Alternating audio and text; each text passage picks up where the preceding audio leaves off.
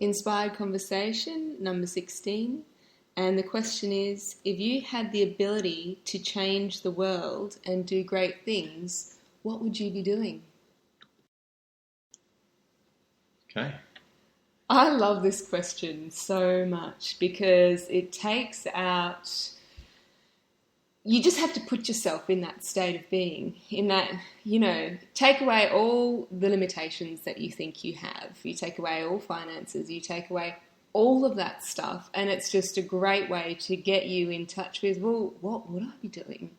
And it's just a wonderful question to ask yourself, because then what can be revealed is something that you really connect with on an emotional level that's really going to drive you passionately, as opposed to, have to work and make money and from that point of view. And then then the world can slightly open up for you if you continue to play with that energy, that thought process. And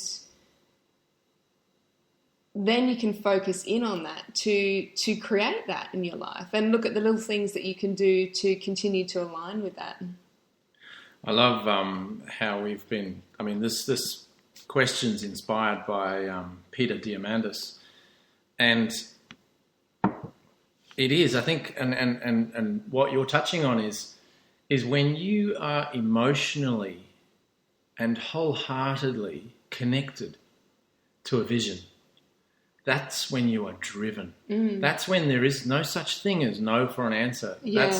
That's when success will be achieved, because if you are driven to go around and over the obstacles that come in your way, those are just learning experiences along the way to help realign with what your vision is and where you're going. And for me, a huge thing that he talks about is how we live in one of the most amazing times in the world. There's so much available to us in terms of resources, technology, just where us as humans have evolved to, and the intelligence that we have, and the depth of knowledge and understanding, and how science is merging with spirituality, and there's so many. With the internet and having knowledge freely available to a lot of people now, it's really closed the gaps on and open up infinite opportunities for everybody to succeed. But again, as Peter talks about, we're not really trained to work and find what those visions are. We don't believe we can change the world. And yet each one of us has a little spark inside of us which is going to change the world if we connect with it and let it out. Well, one thing he says, just as a question for anyone to ask themselves, is, are you working on something that will change the world now? And 99.99% of people will say no, they're not. And but when you align with there's a cause or there's a reason for doing what you're doing, the inside of you, the soul of you backs. It's so much easier to enjoy what you're doing because you're so connected to it. It means something, as opposed to I'm just doing a job.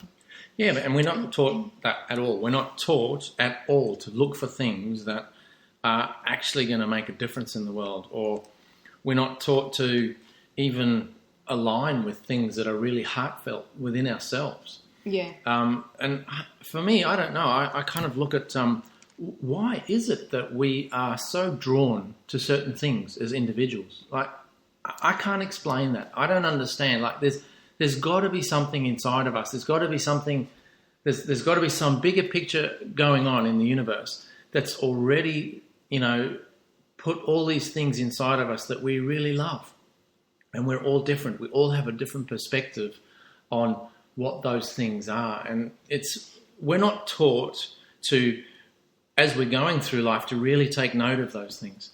And I believe if we actually took note of those things from a fairly early age, of all the things that really spark something inside of us, and then piece all that together. Yeah. That's when we can learn to, really find a vision, find a mission in terms of what we want to do, how we can change the world. I think that's key, because you kind of jump between, this is what I love doing, but then society, I have to conform, and, this is what I'm meant to be doing, this is what I should be doing. And then you go, oh, there's a little spark. Oh, yeah, I love this. And then you're kind of going back and forth. But because you're really unaware of what's actually happening. But if you can focus in on those sparks, those things that do light you up, and, you feel great doing, then... But they'll give you the drive to get through the things that aren't so pleasant. They'll give you the drive when things are difficult. They will give you the drive to go beyond. They will give you the drive to not quit, because the only reason people don't succeed is because they quit. They fail to continue. So if as long as you keep going, you will succeed. There's no doubt about it. I mean, even in doing things that you love doing, you're always going to come up against things that you don't like doing. But the point is that there's a cause, a reason that you're doing it that drives you. So you don't mind, you take on doing those things you don't necessarily enjoy, which pushes you along. Something that, again, in order to maintain, a clear vision of, and to have a sense of possibility in the world rather than hopelessness. And it's the media. If you spend a lot of time watching media, mainstream media, it's fairly depressing. And that is biasing. It's almost like that energy is depleting your energy, rather than if you spent a little bit of time each day watching inspired people or listening to inspired information, as opposed to information like the news, which is not inspiring. It's demoralising. Yeah. And that's when we spend too much time not believing that there's amazing possibilities in the world. Well, that's the other thing. You may have a big vision, a big dream, but your beliefs get in the way, your doubts, your fears, and all of that. So if you can listen to things that help you overcome that stuff while you're growing your vision, you can continue to grow a lot more quickly and not sabotage yourself through your own beliefs.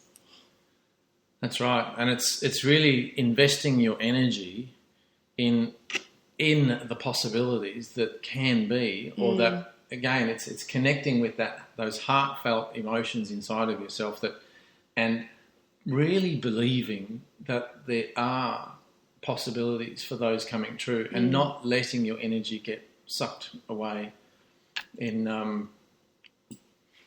through just, society, old society beliefs and stuff like that. I think one of the key things that he said, it's just a quote, but it's just such a great one, just to get people more in this mindset, is we're living in an age where anything is possible. So don't forget that. Keep that up there, because it is. And so how are you going to make those possibilities come true for you? Yeah, love that.